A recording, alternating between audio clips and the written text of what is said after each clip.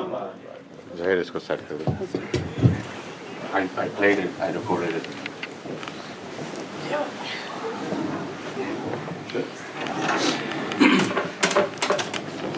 أعوذ بالله من الشيطان الرجيم. بسم الله الرحمن الرحيم. الحمد لله رب العالمين والصلاة والسلام على سيدنا ومولانا أبي القاسم المصطفى محمد. اللهم صل على محمد وآل محمد وعلى أهل بيت الطيبين الطاهرين المعصومين لا سيما بقية الله في الأراضين روحي وأرواح العالمين له الفداء. رب اشرح لي صدري ويسر لي أمري واحلل عقدة من لساني يفقهوا قولي. So dear brothers and sisters, it's a pleasure to be here. Today is the second day, and inshallah, if Allah gives tawfiq, we'll have one more day. I'll have the pleasure of being in your company. The topic I thought to talk about is related to the coming of the Imam of the time, inshallah.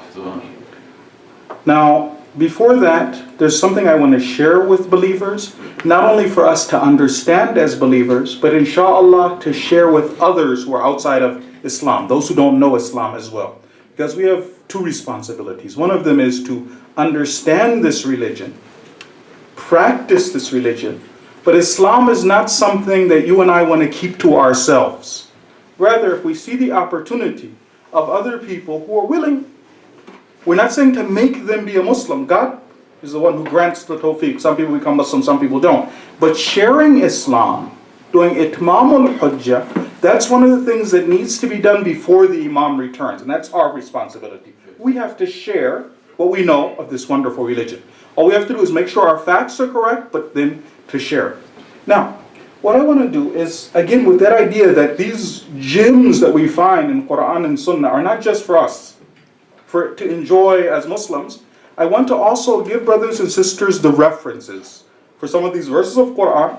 We'll go over them. The verses are very clear. We can recite them together. Or, if brothers and sisters are interested, when I mention the verse, if one of us has the Quran on our phones, we can look at the verse. I'll give time. We can look at the verse together, read it, and then say, okay, well, God says this. It's not hearsay. It's not something I heard from a member. This is the verse. We're looking at it together. We come to some of the same conclusions. Now, the first point that I want to make is that Islam, as we believe, and if there's tawfiq, we'll see. I'm not sure if I'll be able to explain the rest of us in the end of the speech or not. I'll see how much readiness there is, inshallah, in the brothers and sisters. Well, the sisters I can't see, but the brothers I'll judge from the faces, inshallah.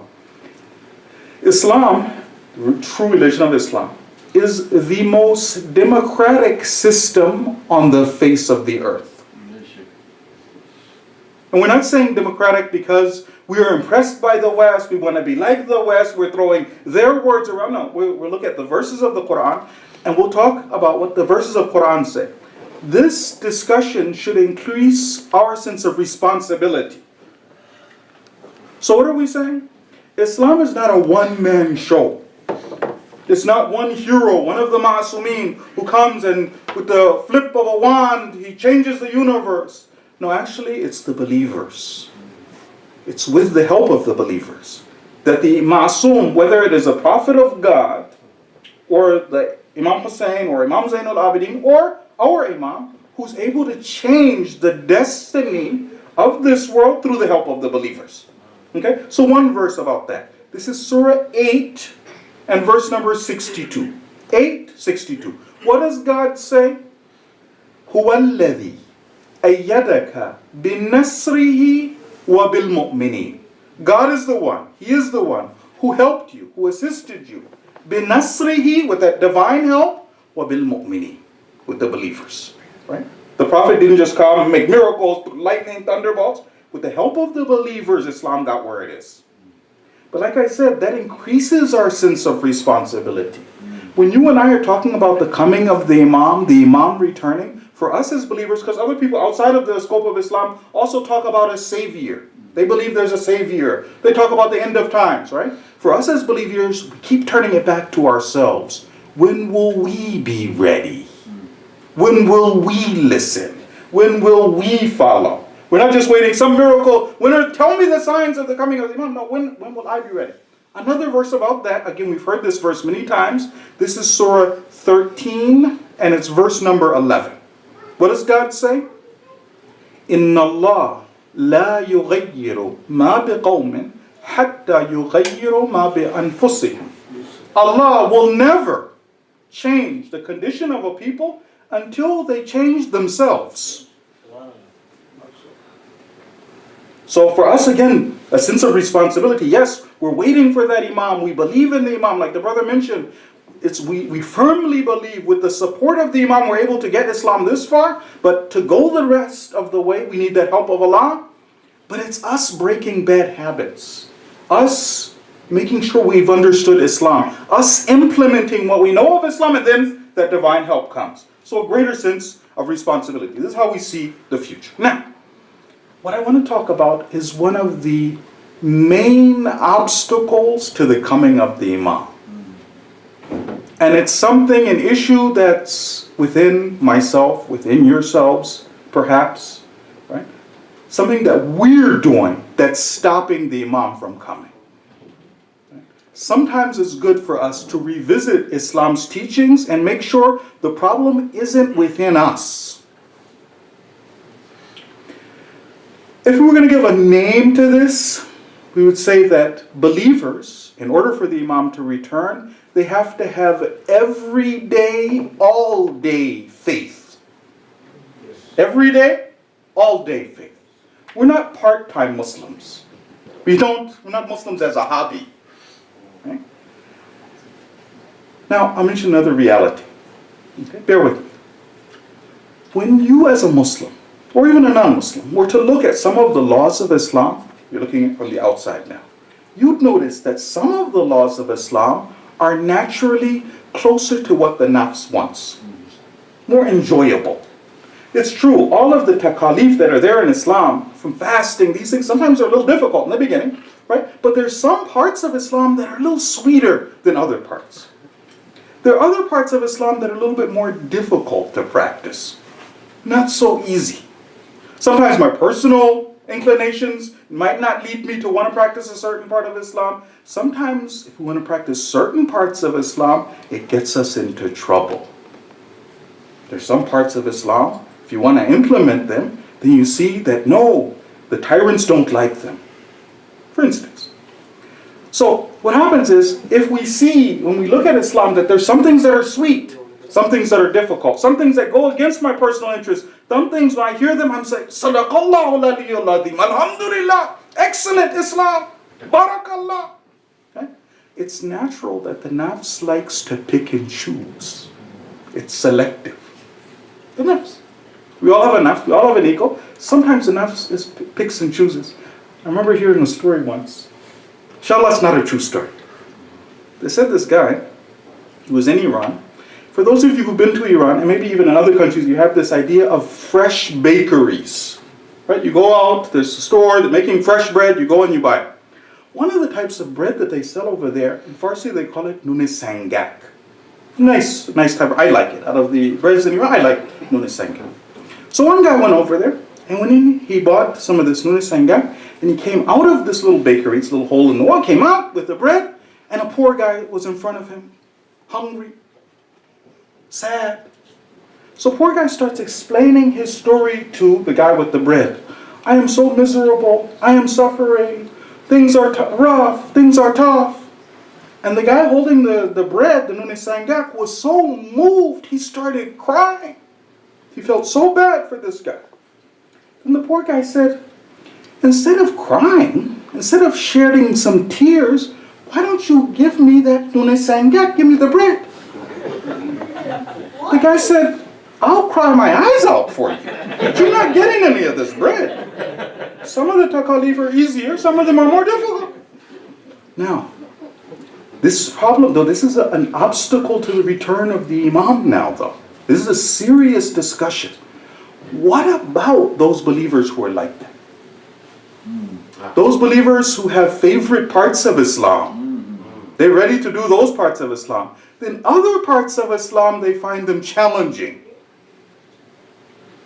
There's some people, if we're not careful, this can be you and I. There's some people, when it comes to certain parts of Islam, not only do they not practice them, they have justifications. They're comfortable with themselves. They don't feel a guilty conscience. They feel quite holy and pious. Even though there's certain parts of Islam that I'm not. Can we get a share for the brother? اللهم صل على محمد وآل محمد. وعجل فرجه. So, اللهم صل على محمد وآل محمد. no, Bismillah. So now, what we want to do is we want to talk about those kind of mu'mineen. Those kind of believers who pick and choose. When it comes to their favorite parts of Islam, Allahu Akbar, I'm ready, Alhamdulillah. Other parts of Islam that I find to be challenging, no, I don't do that. And not only do I not do it, I don't feel guilty even. Sometimes if somebody commits a sin a lot, after a while it gets good to them. Sins can be addictive. I'm justifying, I feel very good about myself, no guilty. Like, don't do this. But sometimes when somebody commits sin, initially when they commit sin, they feel bad. They keep committing the sin, they tell themselves, I'm a bad person. After a while, they start to enjoy it. Then they have to come up with a justice. It's okay. I do other good things. Right? So what we're going to do is we're going to see, what does the Quran say? What does God say about those mu'mineen who pick and choose, the obstacle to the coming of the Imam? What we're going to do is we're going to cover these believers. And we see that this topic is covered several places in the Quran. Several places in the Quran. In different ways, Allah addresses this topic and He gives answers, He explains what's happening. The end result, I'm going to steal my own thunder, but the end result is going to be that these people are not mu'mineen. That's the end result. These are fake mu'mineen. Well, I'll share the verses. These are fake mu'mineen. God doesn't like that. Now, if we're introducing Islam to those outside of Islam, we'll explain. God in Islam is not a teddy bear. In other religions, they talk about, remember, sometimes you go past the churches, they say, Jesus is love. Right? Jesus is love, for instance. Right? And the way they introduce Allah, if for sometimes, let's talk about the love of Allah, the mercy of Allah. In Islam, there is mercy of Allah, that is true. But there's also azama. Allah is azim. Allah is all powerful. Allah is the King of Kings in Islam. You know one of the names, one of the wonderful names of Allah in the Quran? Al-Mutakabbir. God is the arrogant. He's a king. We don't negotiate with God. Not in Islam. Islam, Amirul Mu'mineen told us, Al-Islam huwa taslim. Islam is submission. God doesn't like attitude. I have this part of Islam as well. Oh, really? God doesn't like attitude. So what we're going to find out is that Islam, faith, iman, if we're to help the 12th Imam, وَالَّذِي أَيَّدَكَ بِنَصْرِهِ وَبِالْمُؤْمِنِينَ. If we're going to be those mu'mineen, true faith, it has to have three conditions. One of them, faith has to be something that I've arrived at intellectually. I have to have thought about it. Islam is a choice after understanding. One. Secondly, we covered this yesterday, the idea that Islam and faith, iman in Islam, we covered this yesterday, requires amal, requires practice. In addition to that, the third condition is that it is whatever God says, whenever God says it, however God wants it, whatever time, situation, that doesn't matter. So, what happens is, this is something else too to keep in mind. Sometimes you'll see with believers that they're very sensitive about certain ahkam, certain rulings, so very upset. How could this happen? Allahu Akbar. But then when you look in the sources and the Islamic teachings, you'll find that particular sin, for instance, is a minor one. Or it's a major one even, but it's not as important as some other types of sin. But for some reason, when that person is faced with a heavier sin, then we don't see the person getting furious and upset, right? But with the minor sin, eyes fist-balled, upset, screaming and shouting. Whereas the believer is supposed to be, they're organized according to God. Whatever God considers a crime, they consider a crime. If God says this is another offense, but it's not as important, then the believer is supposed to say, okay, whatever God says. We submit to Allah. Our emotions even are under the control of Allah. Now I also mention this. Alhamdulillah, the younger brothers are here, and I'm sure some of the younger sisters are there. For you and I who will have children or who do have children, this is now important for us when it comes to tarbiyah. For us as believers, very important that we make sure we know why our children arrive at the conclusion that they're supposed to obey God. Why are you a Muslim? What does Islam teach? Very important. Do the children think that it's just pick and choose, my favorite part of Islam? Or have the children arrived at the conclusion that Islam is taslim, submission, whatever God says, right? If we raise a generation of Muslims who are pick and choose Muslims, then we've lost. We'll be waiting a long time for the Imam. We have to raise that proper generation. Now, we're going to start off with a Quranic story. The story from the Quran. If we want to look at the reference later on, Surah Baqarah, and it's verse number 85. So 285. And what I'm going to do is I'm going to summarize the story. There's one line of the verse that I'm going to share. You can look at the verse yourselves, right? And because again, you want to share these things, to understand them and share. The story is this. There was a group of the Yahud. God's talking about them in the Quran. Some of the Jews in the Quran. And these individuals were people who, when it came to their fellow Yahud, the Jews, they were also the Jews. Remember, if we were there in the time of Musa, we'd be following Musa. If we were in the time of Isa, we'd be following Isa. They were the Muslims, for instance. Let's say they were the Muslims. These people, what were they like? The Quran's describing this group of Jews. It says that when it came to their fellow Jews, if it was their personal interest, they would be willing to drive their fellow Jews out of their own lands. They would back one another up to do wrong to the Yahud. They would do wrong to them, to their own fellow Jews. But the Quran says, when they would come to them as prisoners, they would see, I've just drove those Yahud out. I've helped one another to do aggression to these people, sent them out. But they said, if the Yahud came to them as prisoners, they saw they had been captured in a war, then these Jews would go back to their book and say, well, no, in our holy book, if one of the Yahud is captured as a prisoner in war, we have to ransom that person. We have to pay for that person. The Torah, we have to go back to our original book.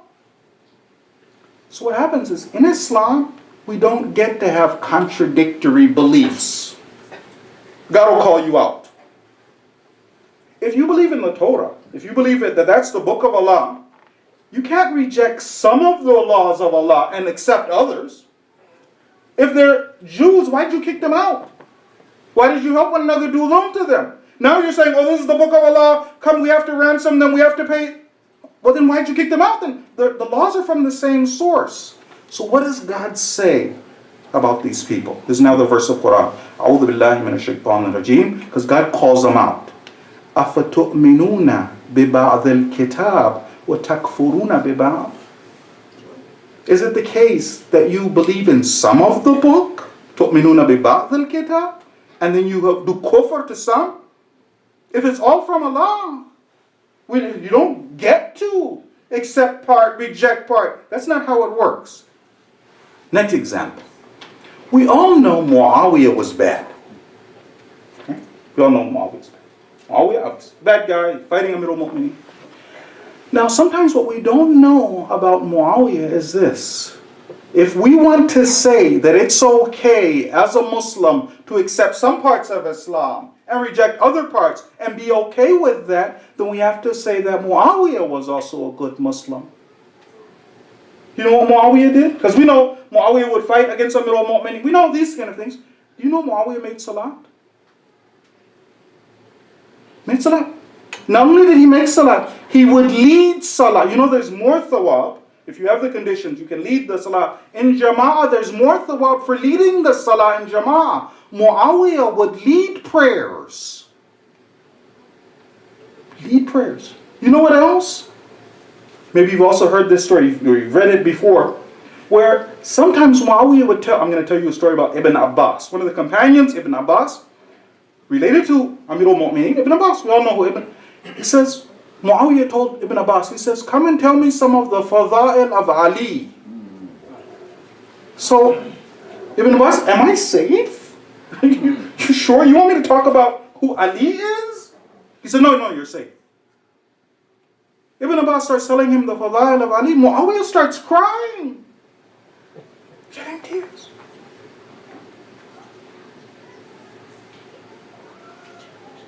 How come we don't say Muawiyah is a good Muslim? Alhamdulillah. Muawiyah. Right? We say you can't accept part of Islam and reject part. Other parts of Islam that you don't like, that aren't in your interest, you reject those. You put the Quran on a spear. You fight against the Quran, which is nautiq. And then at the same time, you're crying for Ali. And you're making salat. So again, if we want to, unless we say Muawiyah, no, he's a good Muslim. Right? Another example, and this one's really bad. But again, just to illustrate this point properly. The Khawarij. You guys remember the Khawarij? The Khawarij, after, salawat please. Allahumma salli ala Muhammad wa ali Muhammad. Amirul Mu'mineen, when he became Khalifa, right? He was always appointed by God. God made him Khalifa, but when the people came around him and became Khalifa, he had a battle against Muawiyah, the battle of Siffin. Well known. He's the elected Khalifa. Everybody's chosen Ali. Muawiyah decides to fight.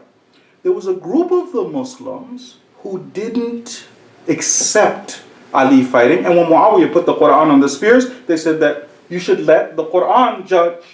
Right? In al-hukm illa lillah. Only God can judge. Why are you fighting? He's putting the Quran on the spear. These individuals left Ali.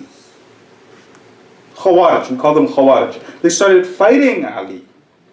Now, their story is very interesting. I want to tell you part of their story. And I want to read to you what they said in Arabic. You guys can understand, inshallah, the Arabic of what they said. So, these individuals, the Khawarij, were moving towards a place called Nahrawan. Moving towards Nahrawan. Amirul Mu'mineen had put a governor for Nahrawan, Abdullah bin Khabbab. Noble man, pious man, muttaqi. He was in charge. He's the governor of Nahrawan. The Khawarij went over to him. They captured him and they captured his pregnant wife. His wife was heavily pregnant into the pregnancy. They captured him. He's the governor of Nahrawan. They're uprising against Ali. They capture him. They go to Abdullah. They say that, what do you think about the first three Khulafa and what do you think about Ali? What do you think about Ali before the arbitration? What do you think about Ali after the arbitration? Remember they decided, they said, Abu Musa, what do you think about Ali before the arbitration? What do you think about Ali after the arbitration? Tell me what your opinion is. So he says, well, Ali has basira, Ali knows his religion, Ali is a good person.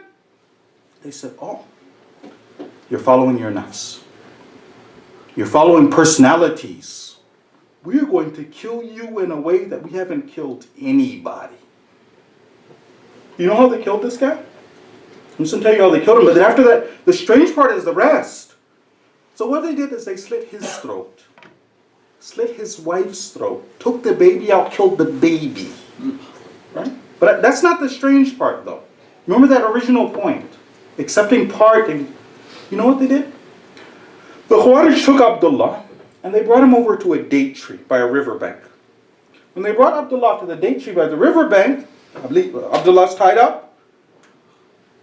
There's dates. One of the dates falls on the ground. One of the Khawarij picks up a date, about to eat it, puts it in his mouth. The other Khawarij, you just took a date without getting permission. You can't do that. That's ghasb. Oh, astaghfirullah. He takes the date out. Abdullah's watching this because he talks to them after. Another thing happened. One of the Khawarij, they saw that there's a pig over there, right? Some of the people of the book, the dhimma, people of the book, one of them had pigs. So one of the Khawarij takes a sword or a stick or whatever, he kills the pig. The other Khawarij, Allahu Akbar, you just killed that pig without permission. You didn't ask permission. How did you kill that pig? Look at what they said in Arabic. قالوا. They said, هذا فساد في الأرض. This is corruption in the land. Abdullah's watching this. He says, if this is who you are, then what are you doing to me? So now it should be very clear to all of us. As a Muslim, if you accept one part and don't do the other part, that's not the Islam that's going to bring Imam Mahdi back. That's not the Islam which is going to be that Yadullah fawqa aydihim, the hand of Allah is over their hands. The earth and all the objects in the earth serve not those believers. That true faith, everyday faith, all-time faith, whatever the situation faith, that's the faith that we have to have. Now what I want to do is go to the ayat of the Quran. Right? God talks about this in many places. I want to talk about it from Surah 24. Surah 24, and we're going to start with verse number 46. Again, this is one of the obstacles to the coming of the Imam, not only for us to understand, practice, but also to share with other mu'mineen. The verse starts off in this way. أعوذ بالله من الشيطان الرجيم. لقد أنزلنا آيات مبينات. We sent down clear verses. والله يهدي من يشاء إلى صراط مستقيم. God guides whoever He pleases to the right way. Sirat al-Mustaqim. Now, with this, by the way, when we say Allah yahdi man yasha, God guides whoever He pleases, it doesn't mean that we believe in compulsion. That Allah just picks somebody out of the crowd and He's like, ini, mini, mini, mo, yahdi, and this one yudhil. No. Right? God acts through you and I, what we do. If He sees you're making effort, yahdi. If He sees we reject, yudhil. Right? Yahdi man yasha, He's acting through us. We are the ones who are choosing. What else does it say? God's talking now. He says, يَقُولُونَ آمَنَّا بِاللَّهِ. They say, we believe in Allah, وَبِالرَّسُولِ. So these are mu'mineen, Muslims, regular Muslims, not kuffar, not murtaddeen, regular Muslims, people like me and you. What happens? وَيَقُولُونَ آمَنَّا بِاللَّهِ وَبِالرَّسُولِ وَأَطَعْنَا. They say that we believe in Allah and the Messenger, وَأَطَعْنَا, and that we obey. It says, ثُمَّ يَتَوَلَّى فَرِيقٌ مِّنْهُمْ مِّن بَعْدِ ذَلِكَ. Then after that, some of them, they turn away. Allah says something they don't like. I don't want to talk to the Prophet right now. I don't like that. I can't accept that. يَتَوَلَّى. It says, now look, this is the Arabic part. I want you guys to pay attention to the Arabic. What does God say about those believers who when they say, I obey, they make this claim, mu'min, Allahu Akbar, whatever Allah says, I believe in Allah, I believe in the Messenger, I obey, but then they turn away. They don't like it, they turn away. What does God say about them? He says, وَمَا أُولَٰئِكَ بِالْمُؤْمِنِينَ. These are not mu'mineen. God says, these are not mu'mineen. These fake Muslims, these fake. They're not mu'mineen. God describes them. What does He say about them? Next verse. It says, إِذَا دُعُوا إِلَى اللَّهِ وَرَسُولِهِ لِيَحْكُمَ بَيْنَهُمْ إِذَا فَرِيقٌ مِّنْهُمْ مُعْرِضُونَ. What? When they are called to Allah and His Messenger, that He may judge between them. Right? The Prophet may judge between them. Behold, a part of them turn away. So, when the Prophet wants to judge between them, because God says, مَا أُولَٰئِكَ بِالْمُؤْمِنِينَ. They're not mu'mineen. When they're called, let's go to the Prophet, let's see what he says. What does Islam say about this issue? Then they say, no, we don't want to do that. They turn away. What happens to these people who refuse to accept the orders? God says they're not mu'mineen. So what happens is, it's talking about judging, لِيَحْكُمَ بَيْنَهُمْ, but it's not only judging, by the way. This verse applies to me and you also. Right? Whenever Allah has spoken about an issue, Allah has a ruling, God says this is how I want it, I say no, I turn away when it comes to that part, then that's also me. But God says something else though. Sometimes Islam is in their interest. Sometimes Islam is in their favor. They know if we go to the Prophet, if we say Islam and the Muslims, then Allah will say what we want. So this is what it says. وَإِن يَكُنْ لَهُمُ الْحَقِّ يَأْتُوا إِلَيْهِ مُذْعِنِينَ. But if truth is on their side, if the right is theirs, they come to Him submissively. Then they're ready. If I know Islam, if I say Islam and Muslims is on my side, they're willing to come. I remember a story once. Inshallah, it's not a true story. They said that this one guy called the church. When he called the church, he said that I want to speak to the head hog in charge. I want to speak to the head hog in charge. The secretary picked up the phone, said, the head hog in charge? Do you mean the pastor? You don't get to call him the head hog in charge. You call him the pastor. He said, that's fine. I was thinking about giving $10,000 to the church for the building fund. She said, hold on, Porky just walked in. So some people, when it's in my interest, alhamdulillah, ready. So now the next thing the Quran does is this. Why is it that some people are like that? When Islam is in my interest, Allahu Akbar, one of the mu'mineen. Then when Islam doesn't say what I want, then why is it people are like that? God addresses this also. God says it's one of three things in this verse. Three reasons why some people, when Islam is on their side, are ruling in Islam that I want, Islam is in my interest, oh, Allahu Akbar, Islam. But then when Islam is difficult, and why would I mention this? That's the other part. Why mention this? What are we trying to do with the coming of the Imam? So why is it people are like this? God says three things. أَفِي قُلُوبِهِمْ مَرَضٍ? Is it that there's sickness, marad, in their hearts? أَفِي قُلُوبِهِمْ مَرَضٍ? Is that what it is? Sometimes I have a sickness, right? I follow my nafs and my desires, my shahwa, my sickness. Or jahal, ignorance. Or takabbur, arrogance, right? A sickness. And this sickness is keeping me, when Allah says, do this, no, I can't listen. I'm too big to do this. Or my lust have blinded me. I want to follow my desires so much, even if Allah says do something else, I won't do it. Is that the reason? أَفِي قُلُوبِهِمْ مَرَضٍ is a sickness. Or is it something worse than that? أَمْ يَرْتَابُوا? Or is it worse than that? Do they have doubt in Islam? They have doubt. That's worse. The first person, I know Islam says it, I'm a sick person, I'm mareed, I won't submit to Allah, I'm too arrogant to follow Allah's religion. The next person, no, I have doubt in Allah and Islam. I'm not sure if this is, that's much worse. Then God says, no, maybe it's something even worse than that. Not doubt in Islam. Not that sickness in the heart. Something even worse. What is that something that's even worse? أَمْ يَخَافُونَ أَنْ يَحِيفَ اللَّهُ عَلَيْهِمْ وَرَسُولُهُ? Is the person afraid, are these people afraid that Allah and the Prophet will do dhulm to them, will oppress them? I think if I follow Islam, I lose.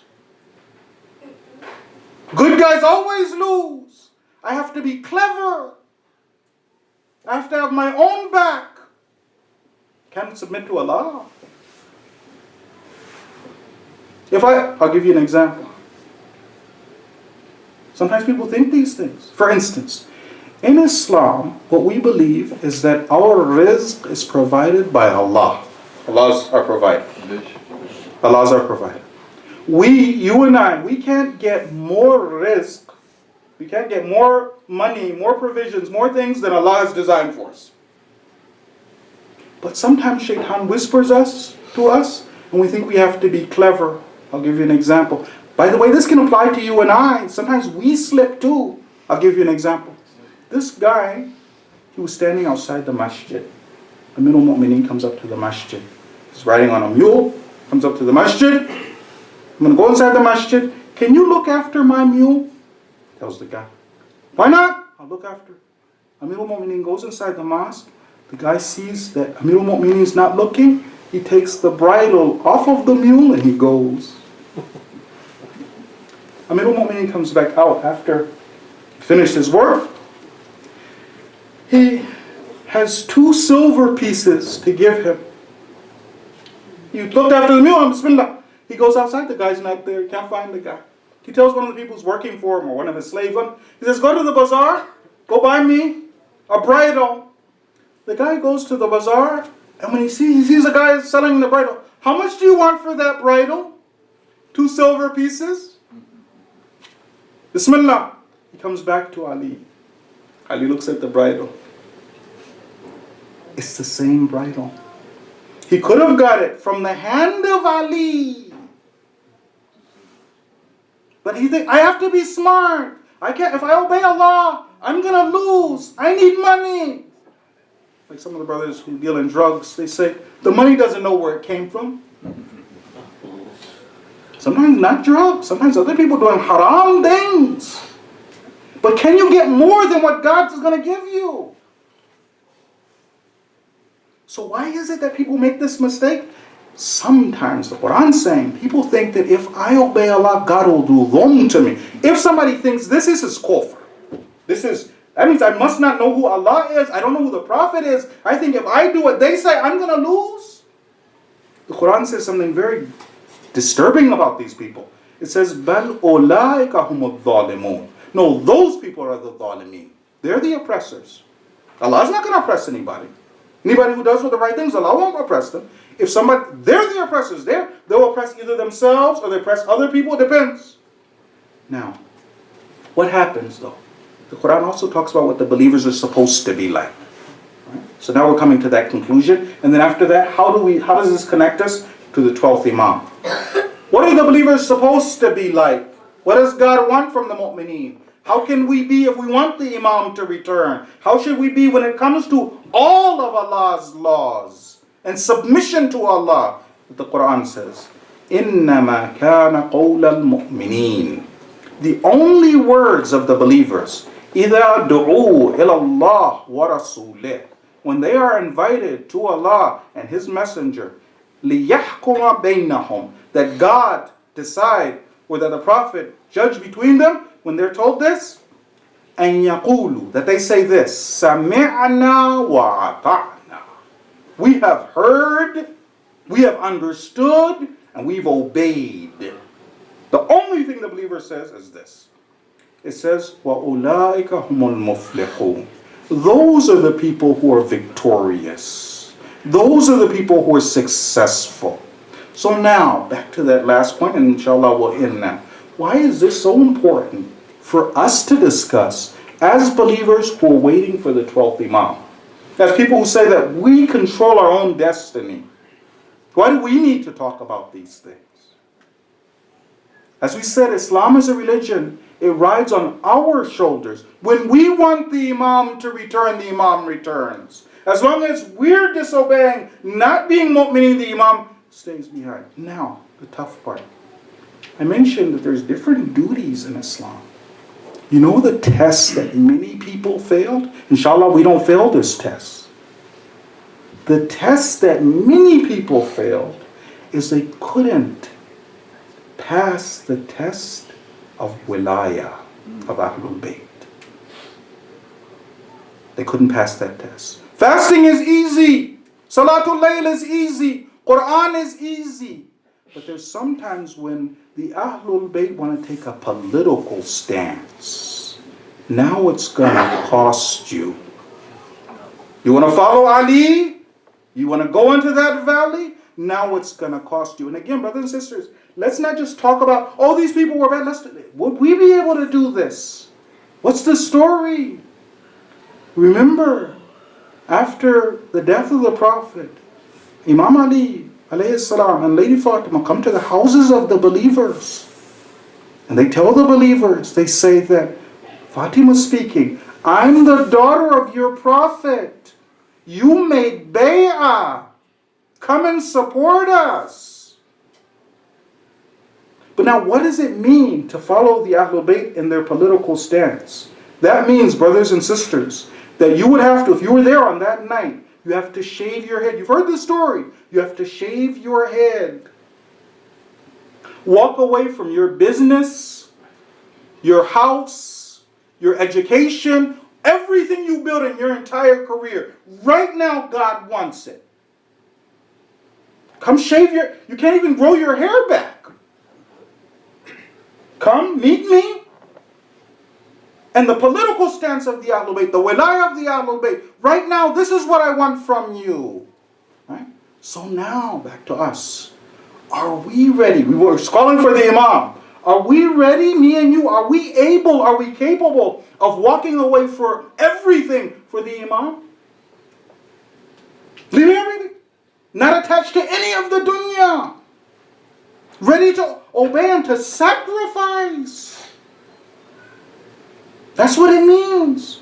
Can I walk away from everything? Right? Because that political side of the Ahlul Bayt, people don't even want to hear about that. What does the Ahlul Bayt feel about the Taghut? What's our responsibility? Right? That's the side that's tough. We ask Allah, by the right of Muhammad wa Muhammad, to make us, Allahumma salli ala Muhammad wa ala Muhammad, to make us those believers who can pass that test, who can follow the Ahlul Bayt when it comes to their political stance, who want to see Islam rule, and who are waiting for it day and night. Not saying, inshallah, after 1500 years, right? Whenever Allah wants, what, right? That means right now I have to be wanting to be under the rule of Islam. Inshallah, Allah accept what was said and heard in His way. Sallu ala Muhammad wa ala Muhammad.